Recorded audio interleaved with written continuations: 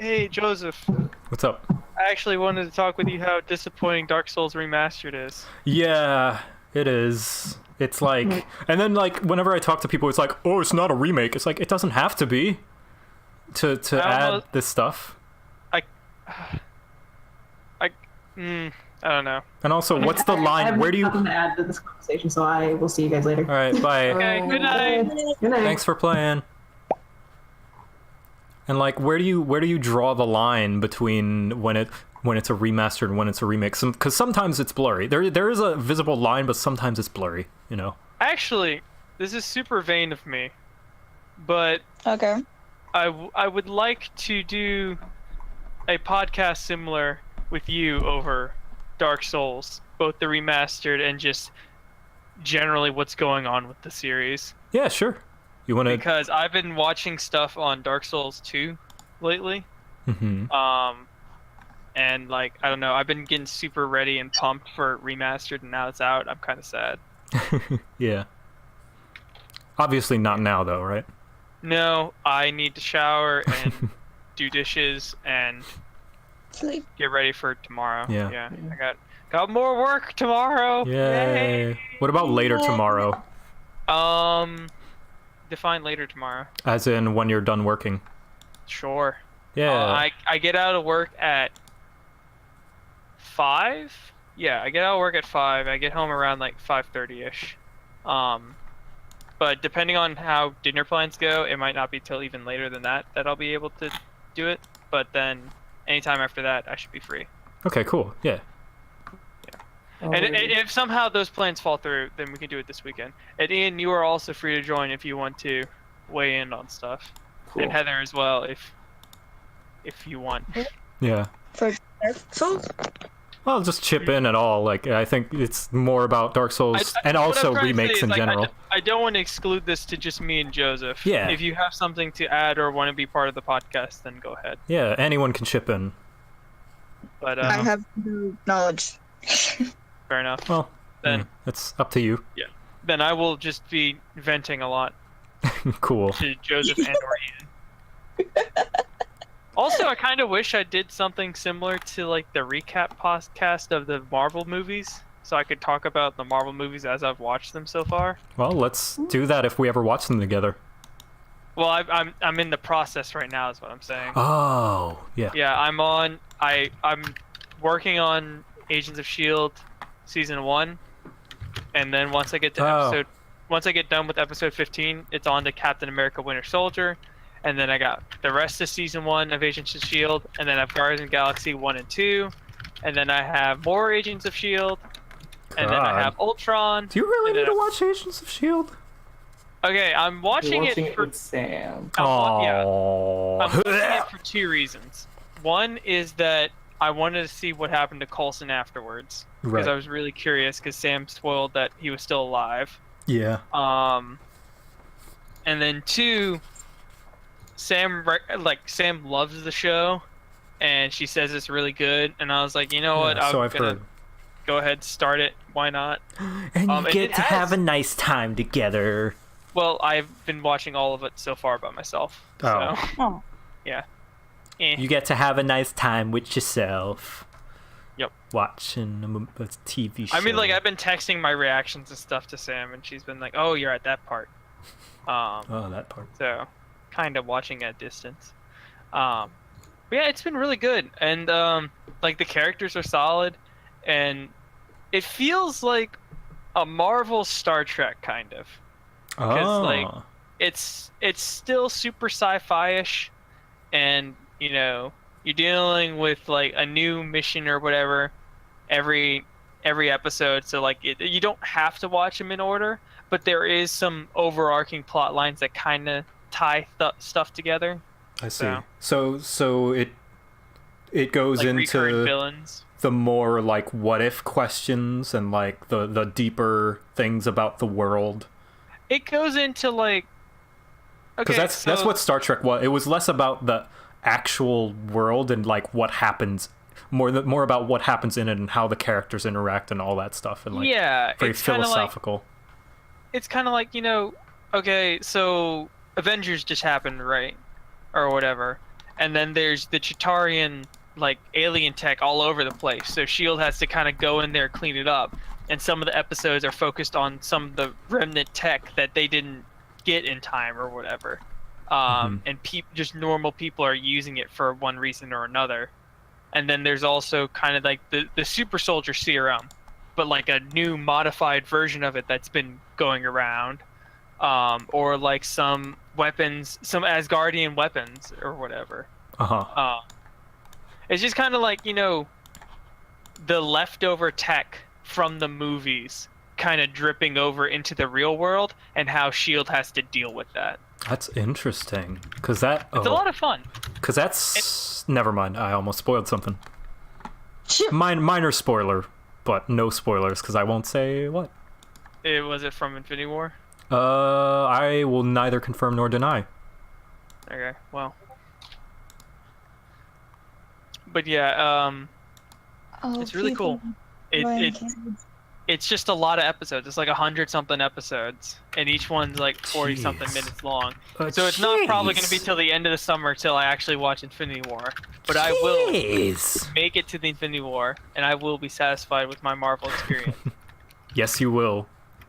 Because so far, it's been a great trip, and I get to watch the most anticipated movie very, very soon, being Winter Soldier.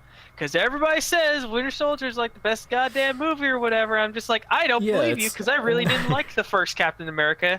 And everybody says, oh yeah, Dark World was super bad. And I was like, I don't believe you. I actually really liked the first Thor and Ragnarok. So how bad can Dark World be? Is generally liked, completely different. I mean, yes, I understand, but just like, I don't know. It's interesting. There seems to be so much praise showered upon Captain America, and just way back whenever Avengers were first starting, Captain America was my least favorite hero. And I'm just like, I don't understand why so many people love it. And I just kind of get like that feeling, that anti-popularity feeling. Yeah. The hipster kind of, the inner hipster or whatever. And I'm just like, it starts to make it so that I am telling myself, don't like it, because then you'll give in to their opinions or whatever.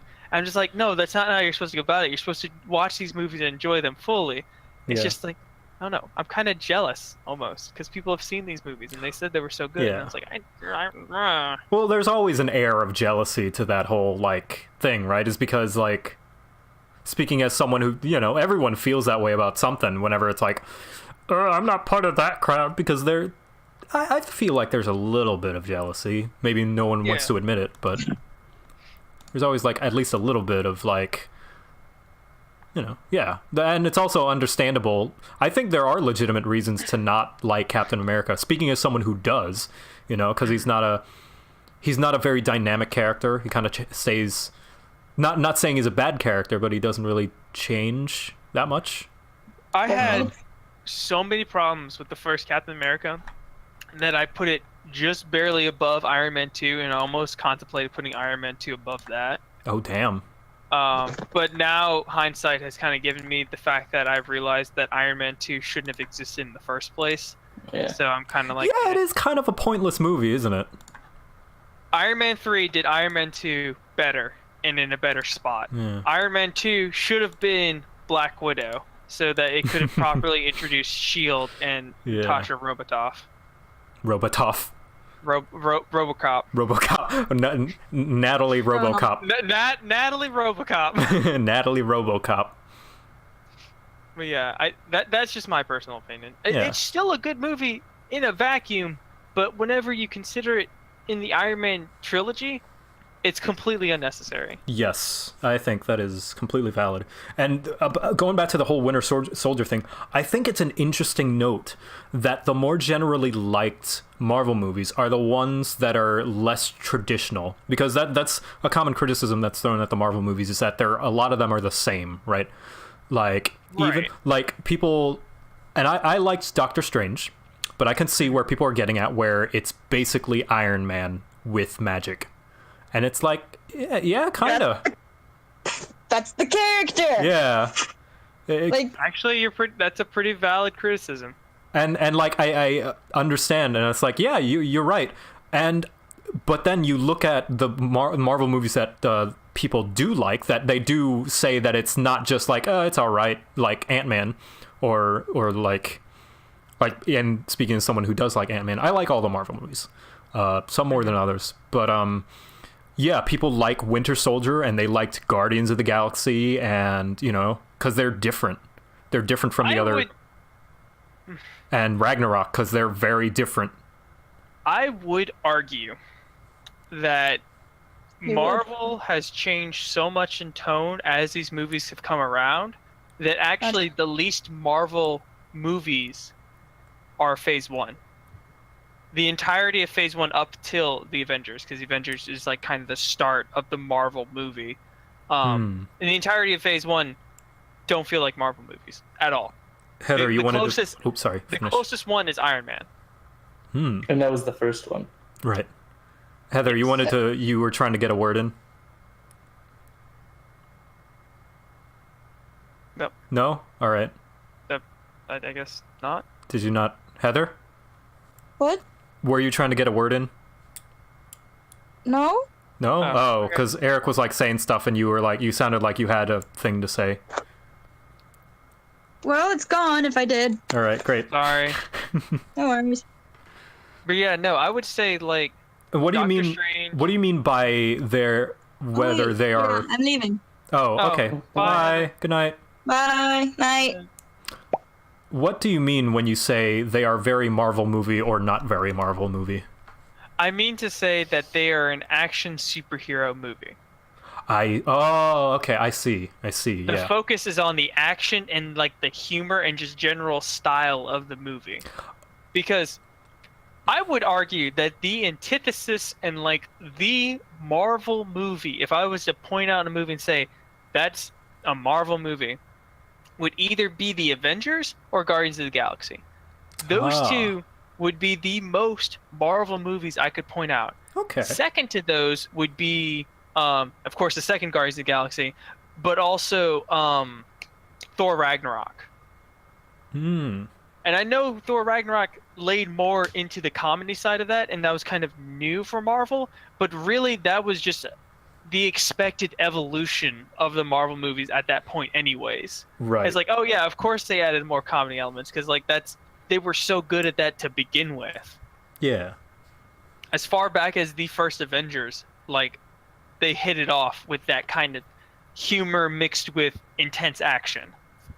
That's interesting that you say that, because me and Ian had a similar discussion on like how a lot of the Marvel movies are not just superhero movies, but the ones that you mentioned I would totally agree that they're like, yeah, they're superhero action movies, like to a T.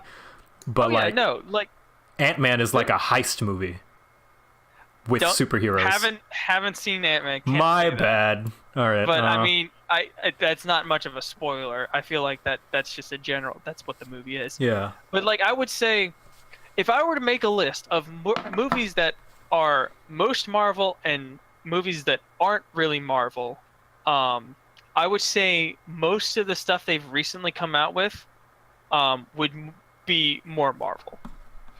So I would say I haven't. Oh, bye, Ian. Oh no, that was the Bard. That was the Bard. So and keep in mind I haven't seen all of these movies, so I can't be 100% if this is accurate or not. But I would say Thor Ragnarok, Spider-Man Homecoming, Doctor Strange, Black Panther, probably Civil War, Ultron, Guardians of the Galaxy Volume 1 and 2, Thor the Dark World, and The Avengers. Those are all Marvel movies. I would even say the original Thor kind of gets into that a bit. Interesting. The ones that I would say aren't really Marvel movies at their core, I would say would be Ant-Man, as you mentioned, is a heist movie. So I'm just going to kind of go with you on that. Captain America: The Winter Soldier, because I know nothing about that movie, period. Iron Man 3, Iron Man 1 and 2, and Captain America: The First Avenger. Yeah, okay. We can talk about Captain America, the first one, in that it's less of a superhero movie and more like a a friendlier, less depressing war movie.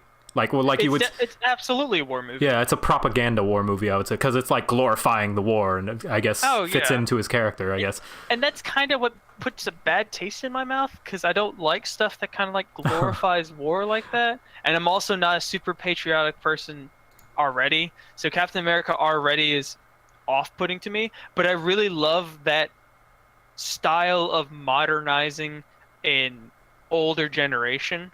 Yeah. Kind of like, you know, the newer Great Gatsby, how it like goes Yeah. back to the like, I like that. I like reinvigorating older generations with modern movies. But just the character of Captain America and just the overall plot of the movie, I didn't care for it. Oh yeah, I think that's absolutely fair. And like it's true. Captain America, even just like meta-wise, is 100% American propaganda. Yeah. Like, I mean, yeah. He's, for God's sake, he's named Captain America. Yeah, no, that, and like, I was hoping to be able to look past all that when I watched the movie, and for the most part, it was good. Don't get me wrong, it was a great movie. But there were so many instances that just were so nonsensical that they kind of threw me. Mm. And I was just like there was just so many plot holes, or just times I was like, Captain America should be dead right now. You Right. cannot tell me nobody noticed him do this or do that and didn't immediately fire on him. Or you can't tell me that this super soldier serum also makes whatever he's holding, i.e. a car door, as invincible as his shield, Right. which is vibranium. Right. And I'm just like, there was just so many times where that happened. I was like, okay, I understand. Don't get me wrong. It's a superhero movie. You're supposed to suspend your disbelief. I understand that. I, of all people, should understand that. But like, there was just too many times where it happened in this, and just Captain America as a character was just so much of a Mary Sue, and just like, he couldn't do any wrong. And the only time where he had a depressing arc was whenever he thought he caused Bucky's death. Yep. And like, even in the movie, it wasn't really like, it wasn't a clear enough moment that he could have done something to save him. Because as just somebody who was watching the movie, I was like, well, that sucks for Bucky. And like, then Captain America was like, man, I could have saved him. Where I was like, there was no fucking way you could have been able to save him. I understand that people go through that, but from a movie standpoint, there was no way. And I couldn't sympathize with him on that point. And I was just like, that you're just too much of a goody two shoes here, that I can't connect with you. And Bucky, oh my God, Bucky was just such a throwaway character. He was like an older brother. He was supposed to be an older brother to Steve, but like, he was there for 2 seconds it seemed, and then he died. And I was like, yeah, I didn't feel anything when he died. I was agree like, with okay. that, because I feel their chemistry is kind of weird and like written as if by someone who doesn't have a best friend, and like what they think best friends act like. Yeah. It's like, by saying you're my best, like they didn't. Yeah, the chemistry between them was kind of weirdly Iron Man artificial. and Rhodey had a better best friendship than Bucky and Cap. Because it was, I think, because Bucky and Cap, it was like too pure. It was like unrealistic. That's it. That's the core of my complaint with Captain America. It's unrealistic. Yeah. It's so unrealistic that I can't connect with it. And not the nitpicky unrealistic, like as in like when they're trying to be grounded in a decent amount, like you said with the car door. It's like, yeah. When you're trying to make human characters in a believable environment, they failed on both fronts in my book. And I was just like, good movie, looked great, love the setting of it. Didn't enjoy it as much as all the other movies. No spoilers. Which is a shame, because I want to, but I can't make myself. Hey, that is totally okay, man. But one scene sticks in my mind. There's no spoilers, but there's one scene in Age of Ultron where and it just has to be Captain America, coincidentally, where Steve is holding a door, right? Like he's like butted up against the door with his arm on it or whatever, and it gets blown open with an explosion, and instead of being thrown backwards, he's thrown up. And I'm like, all right. I Boys, nothing but trouble. apparently one of the asterisks in the super soldier serum is Uncanny. plot armor and uncanny Oh, yeah. ability to break physics and reality. Captain America's Oh, the reality he has stone. the reality stone. Yeah, that's it. He has ether. Yeah. Isn't that it? Yeah, ether. Yeah. It's that goopy red, What's the Tesseract? Which stone is that one? the space stone. Space stone. Oh, because it makes the portals, right? Yep. I don't understand how the ether is reality stone. Because, like, from Thor Dark World, all it did was create darkness. Like, I don't understand how that's reality per se. Yeah. It might get explained later, so, like, don't say anything if it does, but, like, from a current person's, a current movie watcher's standpoint, I didn't understand that. Wasn't the guy trying to like collapse all the different universes on each other or something, all the different realms? No, he was trying to, like, spread darkness to Oh. all of it. Like, he was trying to extinguish and, like, destroy everything. Which is what made me think. That's what made me think that it was actually the Power Stone. But I was like, no, the Power Stone's purple, and that's in Guardians of the Galaxy.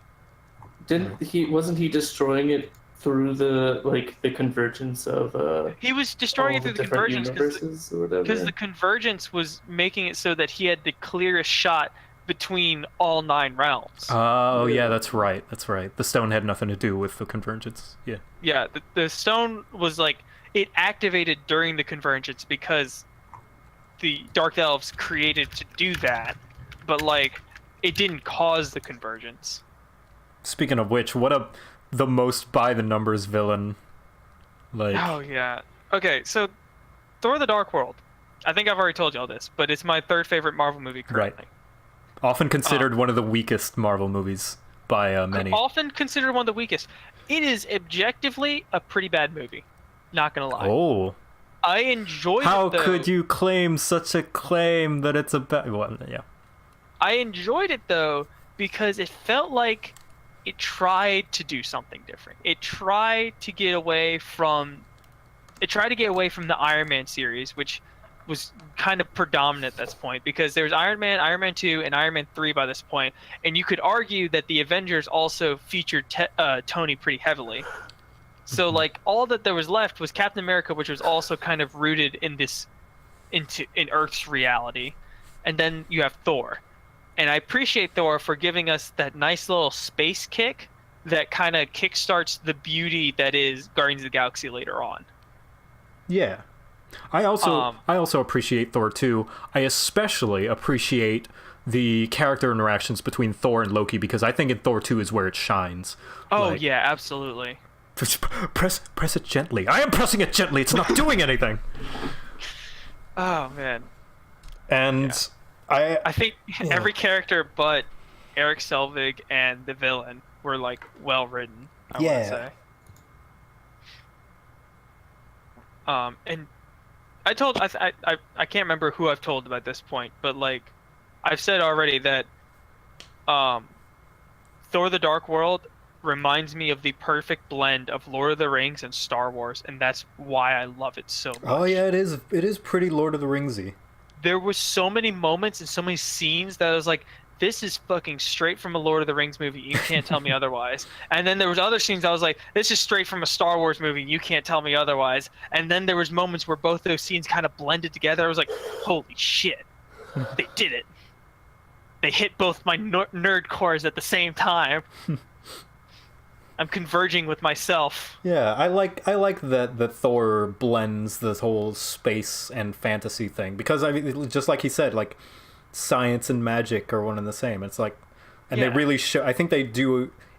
If they do anything a good job in, it's showing that in the Thor movies. Because yes, you do have this Norse kind of medieval fantasy gods and magic, but you also have spaceships and dropships and guns firing things and lasers and whoa. It's neat. Yeah. And like it's funny because it feels like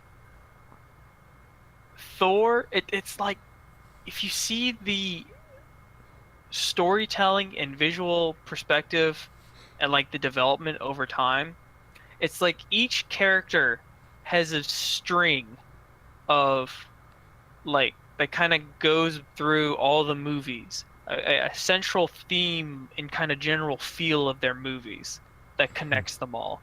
Like Iron Man feels like quick and snappy, and it's more focused on Tony than anything else, and it feels like everything just kind of revolves around him. And that's in Iron Man, Iron Man 2, Avengers-ish, Iron Man 3, and from what I've heard, Age of Ultron, heavily. And then it comes in convergence with Captain America's kind of. Feel asleep. All right, Oh. good night, Ian. Goodbye. Good night, Ian. Sorry. Good night. It's okay.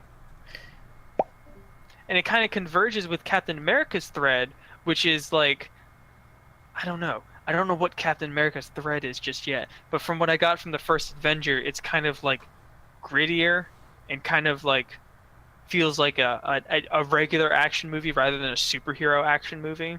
Mm-hmm. And there's just some kind of purity to it.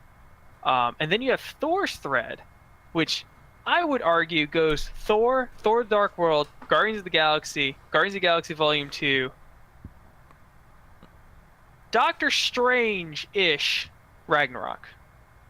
Yeah. Because all those have that same spacey, ethereal, like mystical feel to it. Yeah.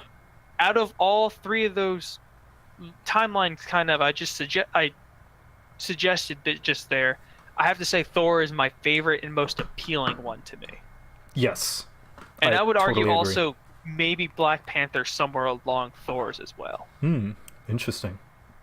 Yeah, because it's got the most potential, right? You can only go Right. so much with Cap and Iron Man. But with Thor, it's Right. just like, well, you've got an infinite... and also the Guardians of the Galaxy and Doctor Strange. You've got so much more that you can do. Like Right. It just it opens the galactic gateways for just so much imagination and creativity for the writers. Like all the visuals and just the characters you meet along the way. And I feel like there's this almost seamless evolution from how Thor handles it in his movies to how Guardians of the Galaxy handles it, back to how Thor handles it in Ragnarok. Mhm. Because I feel like Thor and Thor: The Dark World don't have so much of a comedic element to that, but after, a little while, they were like, all right, let's create Guardians of the Galaxy, which is going to be basically Thor but funny, right? Yeah. So they did that, and then they did Guardians of the Galaxy 2, and it's like, wait, we have to make another Thor movie. Let's just go all in on this comedy, since we already have the space theme nailed down by this point. Mm-hmm. And that's how we got the hilarious movie that is Thor Ragnarok, which still managed to tell a compelling story along with being full of laughs. Wow. Well, I think you stayed up way longer than you intended to talking about Marvel movies. And we should have recorded that whole fucking thing. Oh, I've still been recording. I never stopped. Wait. You were recording this whole time? Yep. I recorded the session. Oh, I didn't know you recorded the session. Wow. Yeah. Well, now we have me actively swearing on a YouTube video. So Yeah. That's cool. Can't wait to have that out there. Yeah. But yeah, no, it's so cool going through these movies from the very beginning, and watching some of these movies that people have like seen and known for a long time for the first time. Especially Iron Man 3 and hopefully soon to be Winter Soldier. I don't know. I just remember, back in high school and stuff like that, people were hyping up all these Phase 2 movies and stuff like that, and it's like, I'm gonna watch them all one day. And then it wasn't until Infinity War that I kind of like got the kick in my pants that I needed to go watch those movies. It's really cool to be part of this event. Like this is a thing that's, whenever people say like, this is gonna make history. No, this is actually going to make history. Like, Oh yeah, absolutely. Marvel has set this precedent that, of this shared universe between movies that so many other industries are trying to like recreate, like especially DC's trying to get in on it. and it's just so cool being here DC. from the beginning and watching it as it evolves into what it is now today. Yeah, it's really cool to be a part of. And like you kind of have that feeling, it's like it's gonna be weird whenever eventually this all does kind of close. And like a lot of people thought that was what's gonna happen with Infinity War, but there's very obviously gonna be more movies after that. So it's kind of interesting to see where it's gonna go from here. Whenever we all thought that Infinity War was going to be the end all be all to the Marvel universe. Yeah. So we have a long way to go, and we also possibly have other movies coming in. Yeah. You know, kind of like now since Disney owns I think Disney owns the better share of that Fox Yes. franchise, X-Men. I feel like they could now start incorporating mutants to it or something. Golly. Or try to give Fantastic Four a second reboot. I forgot about those branches of Marvel because I was just thinking about like RDJ and Chris Evans. Their time is kind of running out with the whole Marvel contracts, and I was thinking, oh well, they're going to be, they got successors. They'll probably bring in Ironheart and make what's his face the new Captain America. What's his name? The bird guy. I actually don't know. I don't know a bird guy. But yeah, they have successors in the comics that I'm sure they'll bring over into the movie franchise. But I didn't even think about the other branches like Fantastic Four and the X-Men. Yeah. Because that's a I feel whole like- other thing. I feel like they're simultaneously eventually going to incorporate those as well as kind of reboot the Avengers for a newer generation. Because I feel like this generation is starting to kind of get tired of Marvel movies. But of course, like a soft reboot with like new characters and stuff. Yeah, like, no, not, I don't not mean like a hard reboot. I mean like, not here's the next Tony phase of Stark Avengers. again, but Yeah, actually no. new. Yeah. No, I feel like maybe, hell, even Spider-Man might take Tony's place because I heard Tony does a mentor thing with Spider-Man in that movie. Interesting. I was thinking Ironheart because that's a in the comics there's a girl that Yeah. he mentors as well. Yeah, And- but I feel like I'm gonna call it now. I'm gonna say that if they do a soft reboot of the Avengers, I feel like Spider-Man is going to be at the helm of that. Oh And yeah, he might become the new leader of the next Avengers. totally. And I don't think they're going to find a direct one-to-one replacement for all the characters, but I do feel like slowly they're all going to get phased out for some other form, some other generation. Yeah, a replacement, but not literal like another version of that superhero. Just a different superhero to take their place. Right. And yeah, I agree. Because Spider-Man's like, he's the goodest of the good, and he's recognized, and people know him, and he's loved, and he's And just Disney has their hands on him finally. yeah. After so long with Sony. Oh, and they got him so right. Like, man, you gotta watch I Homecoming. heard Tom Holland does a fantastic job of him. Man, all the Brits, intended. the Brits are coming back to take back America, Eric. Well, We good got for them, I guess. We got Barbie Schnar Kubeldorf and Benedict Cumberbatch. and Watson is also in the Marvel Cinematic Universe as an American as well. Watson / Bilbo. And now we got this 12-year-old who does a better American accent than I do. Great. Yeah, We're all gonna be mean, drinking it's- tea and biscuits. this is an exciting time, and I can't wait to finally catch up with Yes. Infinity War, Yes, yes, yes, and then have all the spoil gates open for me.